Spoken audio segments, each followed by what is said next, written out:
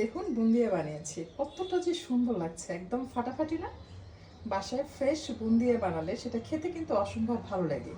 আমরা দোকান থেকে ভাজা বুন্দিয়া কিনে যখন বাসায় নিয়ে এসে চিনি শিরা করে রসে ভিজাই, সেটা কিন্তু খেতে গেলে তেমন একটা ভালো লাগে না, দেখবেন তেলের একটা স্মেল থাকে।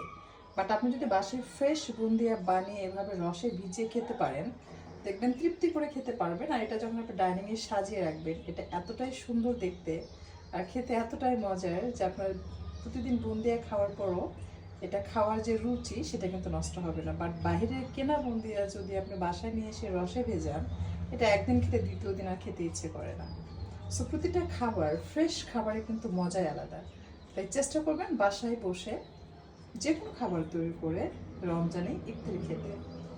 ফ্রোজেন খাবার কিন্তু ততটা ভালো লাগে না, একদম ফ্রেশ খাবার যতটা মজা লাগে। এই ভিডিওটি দেখার আমন্ত্রণ জানাচ্ছি আপনাদের সবাইকে। নেক্সট ভিডিওতে আমি